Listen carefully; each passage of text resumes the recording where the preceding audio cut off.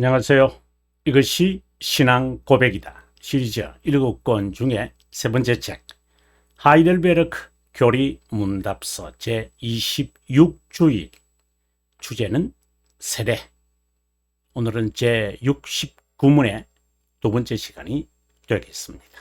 여러분 가지고 있는 이 책 573페이지에서 69문의 문항을 우리가 읽어보고, 오늘은 그 두 번째 시니까 571페이지에서 이게 573페이지가 되겠습니다. 자, 그러면 여러분 곧장 571페이지로 가겠습니다.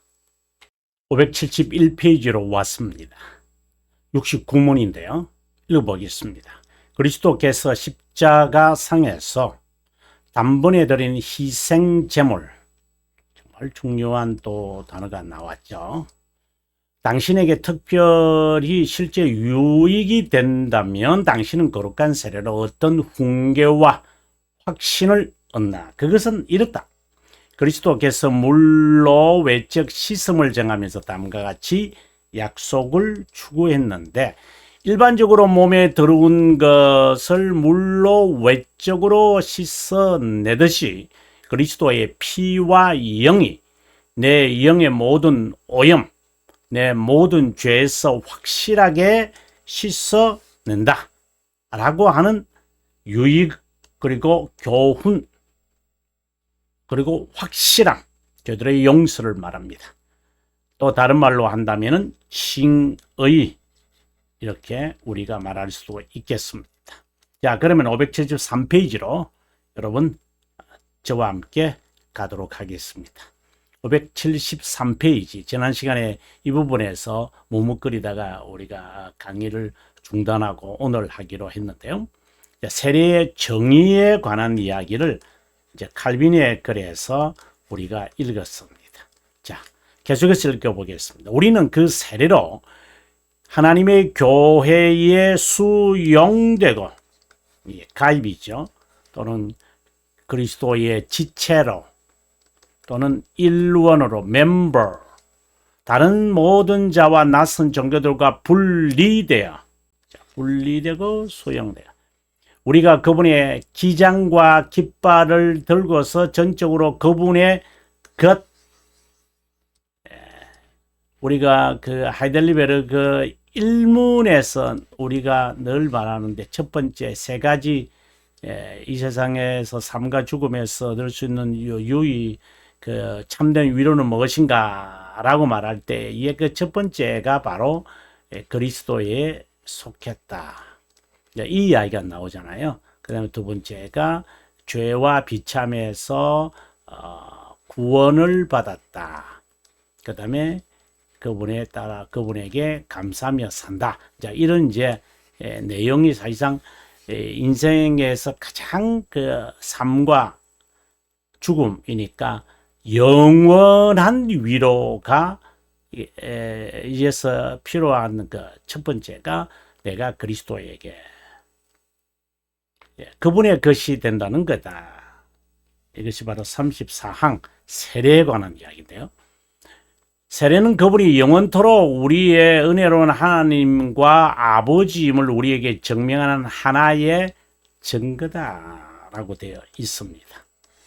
그 다음 우리 신앙고백서를 한번 보겠습니다. 28항에서 이제 세례를 다루는데, 세례는 예수 그리스도께서 제정한 새 언약의 성례로서 세례받은 편이 가시적 교회에 가입하여 엄숙한 허락할 일뿐만 아니라 은혜 언약, 즉 그리스도에게 접붙임되는 것, 중생 죄들의 사면, 예수 그리스도로 말미암아 새로운 삶을 걸겠다며 하나님께 자신을 포기하는 표징이고 보증이다. 정말 중요한 내용을 우리에게 언급하고 있습니다.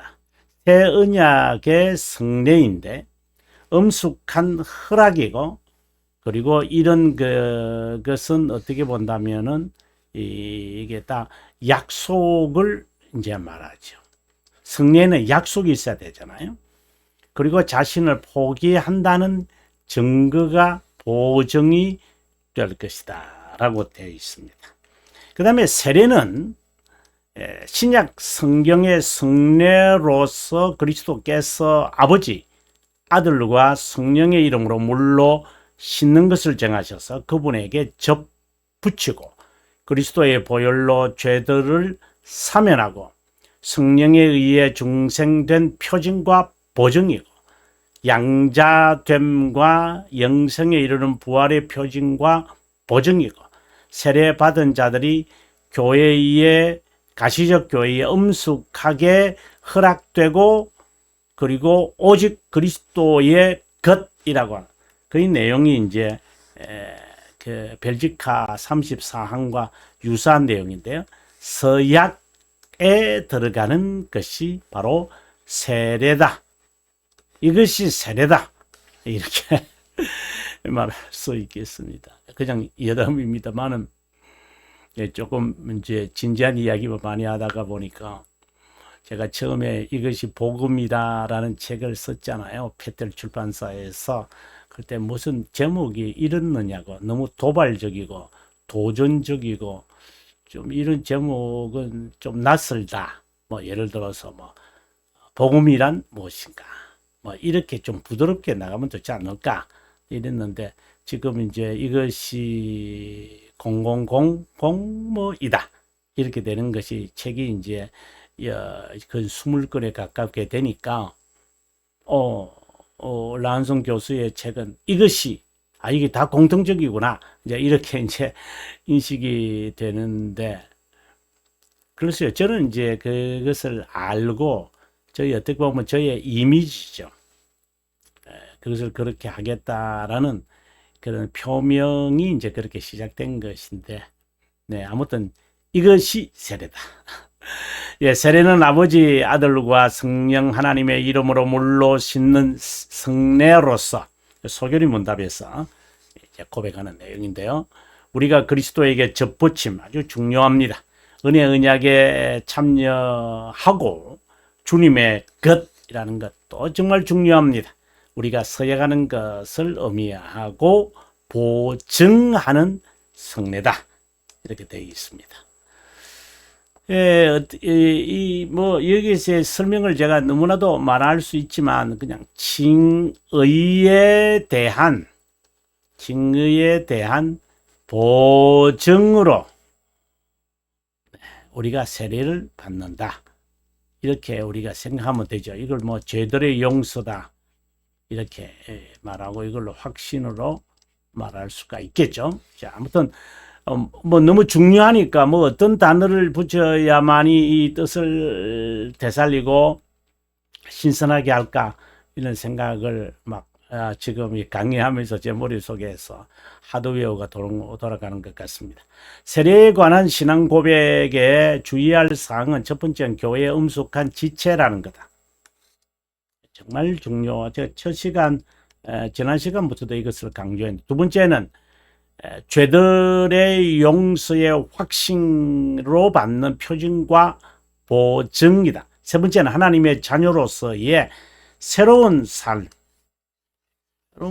사는 거다. 이 세 가지는 이미 칼빈 선생이 밝힌 바 있다라고 되어 있습니다. 위와 같은 신앙 고백에 이르기 위해 먼저 그리스도께서 우리를 위해 십자가 상에서 자신을 단번에 드려진 희생제물, 이 부분은 앞서 제가 그 문항을 읽으면서 여러분에게 강조했는데요. 정말 중요합니다. 한번 우리가 이 부분을 정말 여러분 유의 깊게 보시면 좋겠습니다. 이 고백은 죄의 사명과 영생이 무상으로 우리에게 베풀어진 것이고 우리 믿음을 이끌기 위한 목적에 있고 구원의 전체가 의존하는 것이다. 십자가상에서 그리스도께서 자신을 드린 희생제물은 완전한 순종과 동반하고 단번에 드린 영원한 성령 하나님으로 말미암아 하나님께 드린 것이다. 그 결과 하나님의 정의는 완전히 만족됐고 그 만족은 선택된 자들을 위한 것이다. 그분이 희생 제물은 그분이 드린 희생 제물은 자기 백성을 위한 화목 제물이었다. 자, 여러분 여기서 우리가 기억해야 되는 것은 단번에 희생 제물이 드렸다라는 것은 바로 영원성을 말하는 것으로 영원한 작정을 지금 이미 말하고 있습니다. 그리고 여기에 사면과 영생, 바로 사면이라는 것은 하나님 편이라고 그랬잖아요. 그죠? 하나님 편에서. 그래서 이걸 가지고 remission 이렇게 영어에는 표현을 하고, 그 다음에 이제 용서라는 말은 forgiveness 이렇게 하잖아요. 그죠? 이거는 이제 인간이 바라볼 때를 지금 이야기하는 거잖아요. 자, 사면. 이것도 영원성을 지니고 있는 겁니다. 그 다음에 영원성을 지니고 있기 때문에 완전한 순종이 되는 겁니다. 그것을 우리는 단번이라는 말로 표현하기에 영원하신 하나님이 만족하신 것입니다. 완전히 만족하신 거죠. 그 만족으로 인해서 이제 그리스도의 공의가 우리들에게 전가될 수 있죠. 이 말은 다른 말로 한다면은 하나님의 자비함을 우리가 그 벨지카 16항을 볼 때 하나님의 자비함 이 우리들에게 전가되잖아요. 그 이제 베푸시라고 하는 거. 그리고 유기된 자에게는 정의를 하나님이 하시는 거잖아요. 이렇게 뭐 베푼다고 해야 되나 명시한다고 그렇게 하는 게 좀 더 정확한 표현이겠죠. 그런데 타락했기에 타락한 가운데 있는 선택된 자들이기에 그들을 위하여 그들에게 내려진 우리들이죠. 내려진 정의를 그리스도가 이제 친히 담당하셔서 희생제물이 됨으로 우리들에게 내려진 타락한 자, 그러니까 선택된 자로서 타락한 가운데 살아가는 자에게 내려진 정의를 만족하려면 죽으셔야 되잖아요. 이제 그 이야기를 지금 하고 있는 것이죠. 그 결과 우리는 하나님께 와 이제 화해 되어진 것이죠.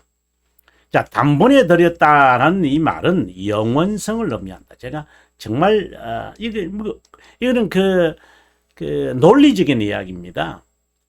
영원이라는 것은 항상 현재라고 했잖아요. 현재거든요. 진리는 현재니까. 그럼 단번에 드렸다 하는 것은 이 단회적이라는 말이잖아요. 완서라는 말이거든요. 또 두 번이 있는 거 아닙니다. 희생에. 하나님이시기 때문에 뭐 단번에 드릴 수 있다. 물론 맞습니다. 그게 정답입니다. 거기에 덧붙여서 이해를 하려면 바로 이걸 하셔야 됩니다. 영원성이라는 것을 덧붙여셔야 됩니다. 유일한 희생제물에 사용된다. 죄들의 용서가 완전히 성취됐다는 것. 단번이니까. 아니 한 번 했는데 뭘 이제 그런 개념이 아니에요. 영원이라는 것을 이제 현재라고 하는 것을 완료라고 하는 것을 이제 기억을 하면 한번 써보겠습니다, 여러분. 현재, 영원, 완료, 단번, 무상, 이 다 같은 개념이잖아요. 그 하나님의 사역은 언제든지 이렇잖아요. 하나님은 영원하시기에 그분의 사역을 단번이라고 표현한다. 하나님의 현재시기 때문에 이럴 수밖에 없어요. 인간은 그렇지 않다. 반복한다. 그것이 마치 사이언스라고 말한다. 그래 반복되어지면 사이언스잖아요. 지식이 되는 거잖아요. 맞습니다. 실제로 우리의 삶은 그렇습니다. 우리는 반복해야지 그 합리적이다. 뭐 그럴 수밖에 없죠. 저도 마찬가지고요. 그래야 증명이 되는 거니까. 하나님에게는 우리의 이런 그 사이언스다, 합리적이다 이런 단어를 붙이면 안 됩니다. 근데 이제 여기서 제가 좀 조심해야 되는 부분은 나는 하나님의 자녀고 나는 신앙이 있고 나는 은사를 받은 자니까 나는 한번 말하면 된다. 이런 식으로 하나님의 이름을 더 붙여서 자신의 견해를 주장하려고 한다면 그는 매우 조심해야 됩니다. 매우 조심해야 됩니다. 우리 각자가 하나님에게서 받는 것을 단회적이라고, 현재라고, 그리고 완료된 것이라고 보는 것과 내가 그 이름을 힘입어서 남에게 적용하는 것은 다릅니다. 남에게 적용하는 게 아니라 자신에게 적용해야 되는 겁니다. 늘 주기적으로 반복하고 지속적이지 않으면 망각하고 간과하고 잊어버리고 말기 때문에 어쩔 수 없습니다. 단번이고 영원한 그분의 사역에 속하는 것은 믿음의 선물, 중생, 칭의, 죄들의 용서, 예정, 선택, 부활, 심판 등등이다. 그분의 사역이 단번이고 영원하다는 것은 다른 중보자를 찾을 수 없다는 것이고, 중보자 그리스도가 우리를 위해 영원히 중보하기에 솔루스 크리스투스, 우리가 보통 이렇게 라틴어로 솔루스 크리스투스 이렇게 우리가 말을 합니다. 우리가 그분의 사역을 단번에 드리는 것으로 고백하는 이유는 그분의 사역이 완전하고 영원한 효력을 지녔기 때문이다. 왜? 영원하신 분이시죠. 사역이 현재이기 때문이죠. 여기서 완전이라고 되어 있는데 이것을 완료라는 말로도 바꿀 수 있습니다. 그리스도 외의 생명의 희생이 너무나 커서 누구도 형제를 구원하지도 못하고 영원하지도 못하다.